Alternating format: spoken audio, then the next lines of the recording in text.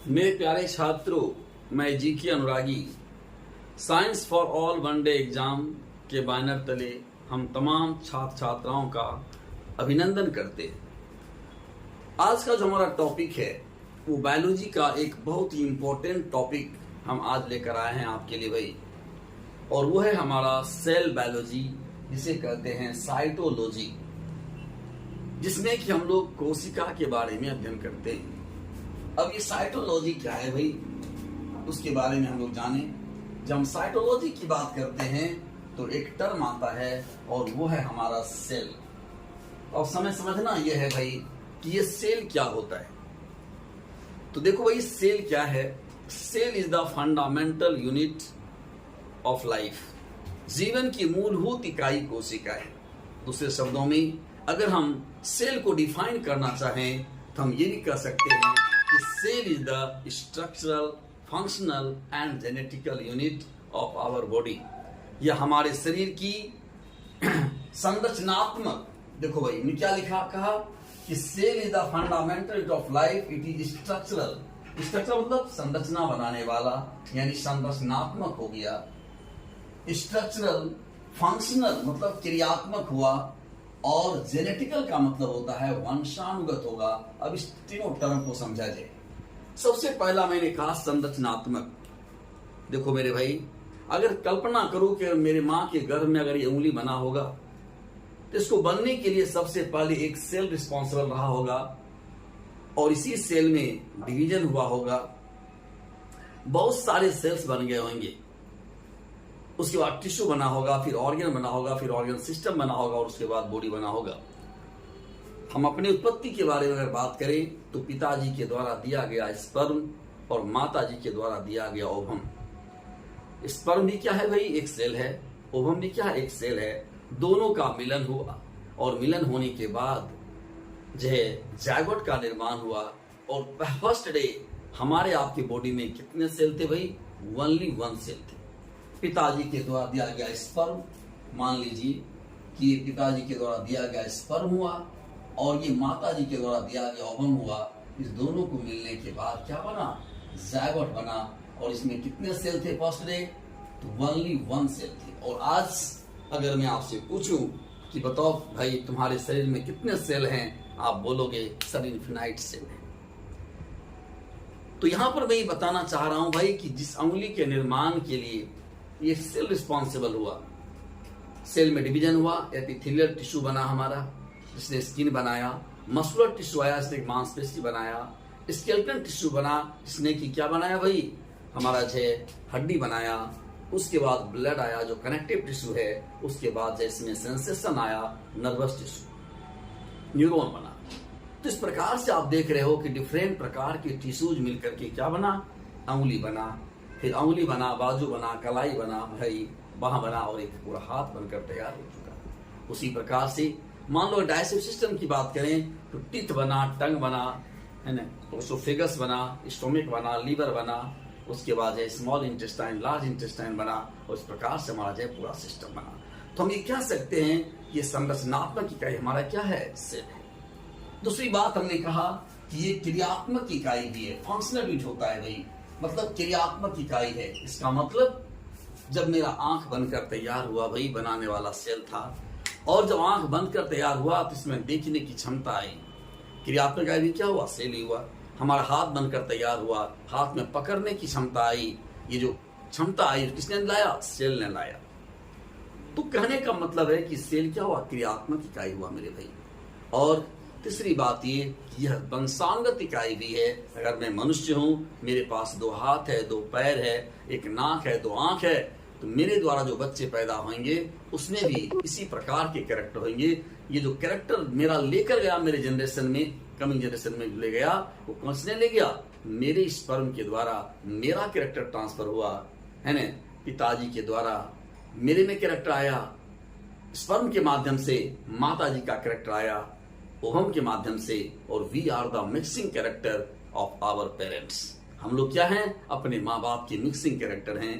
तो ये जो कैरेक्टर एक जनरेशन से जनरेशन में जो आया भाई, किसने लाया?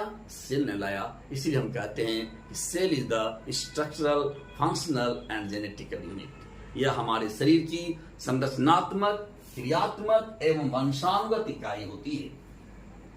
यहां तक तो आपको बात समझ आ गई होगी भाई। नेक्स्ट देखिए, अब जब डिस्कवरी की बात करते हैं सेल के बारे में, तो भाई सर्वप्रथम कोशिका के बारे में रॉबर्ट हुक साहब ने पता लगाया। First of all cell was discovered by Robert Hooke in 1665।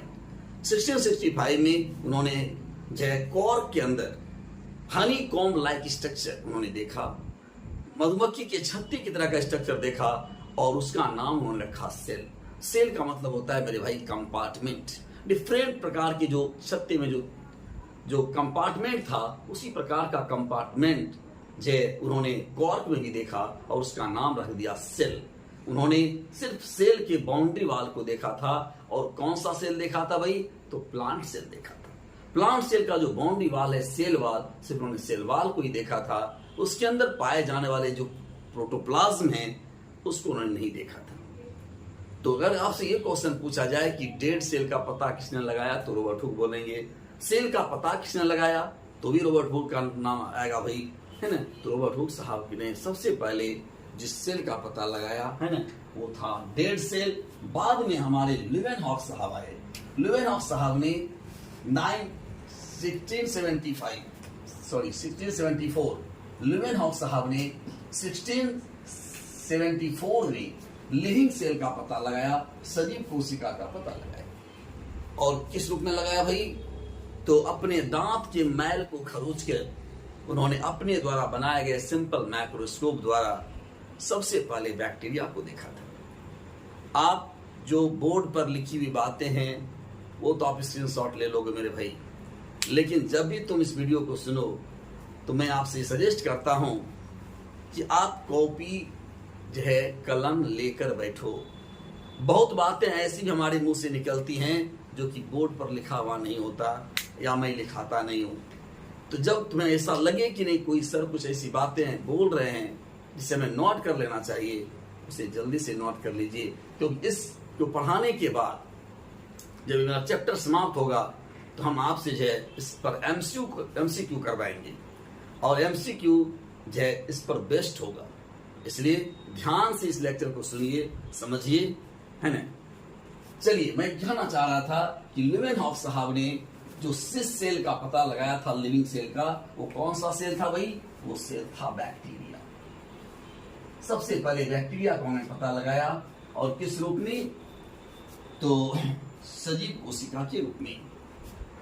उसके बाद देखो भाई, स्लाइडन एंड श्वान साहब ने सेल थ्योरी दिया। सेल थ्योरी मीन्स कोशिका सिद्धांत। कोशिका सिद्धांत का प्रतिपादन किया था स्लाइडन एंड श्वान साहब ने। और इस कोशिका सिद्धांत क्या कहता है, इसके बारे में जान लो। कोशिका सिद्धांत ये कहता है कि जीवन की जो मूलभूत इकाई है वो कोशिका है। Cell is the fundamental unit of life. पहले तो यही तो कहा गया भाई कि कोशिका जो है मूलभूत इकाई है, यानी फंडामेंटल यूनिट है। जैसे तुम ये कह सकते हो कि घर का जब तुम निर्माण करते हो मेरे भाई, तो एक एक ईंट को जोड़कर तुम महल बना लेते हो। उसी प्रकार से ऊपर वाले ने एक एक सेल को जोड़कर हमारे इस बॉडी रूपी महल का निर्माण किया है। आप ऐसे समझ सकते हो। दूसरी बात, लेकिन सेल थ्योरी में इस बात की जानकारी नहीं दी गई कि नए सेल की उत्पत्ति कैसे होती है। सेल फंडामेंटल यूनिट है, नो डाउट, लेकिन एक नया सेल जो बनता है उसकी उत्पत्ति कैसे होती है ये सेल थ्योरी में नहीं दिया गया। इसीलिए बाद में जो हमारे रुडोल्फ विर्चॉव साहब आए और रुडोल्फ विर्चॉव साहब ने मॉडिफाइड सेल थ्योरी दिया, उसको संशोधित किया और उन्होंने उसमें ऐड किया। क्या ऐड किया भाई? उन्होंने ऐड किया new cell arises by the division of pre existing cells. नए सेल का जो निर्माण होता है पहले से मौजूद कोशिका के डिवीजन से होता है। जो कोशिकाएं मौजूद होती हैं उन्हीं मौजूद कोशिकाओं में क्या होता है भाई? डिवीजन होता है। एक सेल से दो सेल का फॉर्मेशन होता है, 2 से 4 बनते हैं और इस प्रकार से ढेरों सेल बन जाते हैं और फिर सेल टिश्यू बनाता है, ऑर्गन बनाता है और इस प्रकार से जो है न्यू सेल की उत्पत्ति होती है। New cell arises the pre existing cells. और इसी को उन्होंने ग्रीक वर्ड में अपना स्टेटमेंट उन्होंने लिखा था रुडोल्फ विर्चॉव साहब ने, ओमनी सेलुला ये सेलुला। ए ओमनी सेलुला ये सेलुला इसका मतलब होता है new cell arises by the division of pre existing cells, यानी नए सेल का जो निर्माण होता है वो पुराने सेल के विभाजन से होता है। इस प्रकार से आपने देखा भाई कि जो रुडोल्फ विर्चॉव साहब ने मॉडर्न सेल थ्योरी दिया, लेकिन कुछ एक्सेप्शनल केस भी हैं। जैसे आपसे क्वेश्चन पूछा जाता है कि कोशिका सिद्धांत का पालन कौन नहीं करता है। बहुत ही इंपॉर्टेंट क्वेश्चन है मेरे भाई। क्वेश्चन पूछा जाता है कोशिका सिद्धांत का पालन कौन नहीं करता है, यानी the organism which not obey cell theory.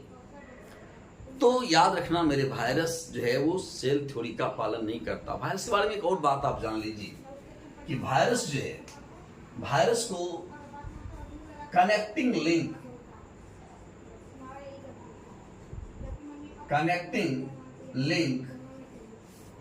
Between living and non living कहा जाता है। Connecting link between living and non living, इसका मतलब क्या हो भाई?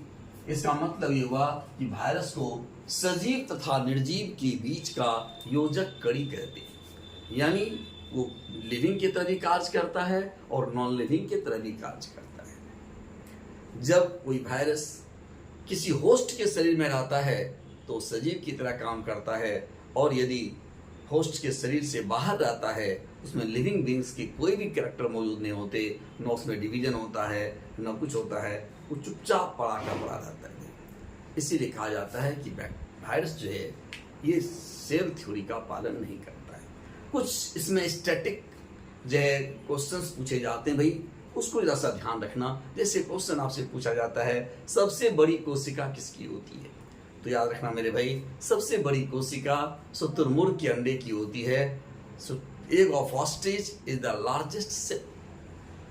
अगर स्मॉलेस्ट सेल की बात की जाए कि सबसे छोटा सेल कौन होता है भाई, तो सबसे छोटा सेल होता है माइकोप्लाज्मा का, इसे कहते हैं PPLO, pleuro pneumonia like organism. इसे माइकोप्लाज्मा को कहा जाता है स्मॉलेस्ट सेल। सबसे छोटा जीव भी उसी को कहा जाता है माइकोप्लाज्मा को ही कहा जाता है। सबसे बड़ी कोशिका हमने बताया शुतुरमुर्ग का अंडा, एग ऑफ ऑस्ट्रिच।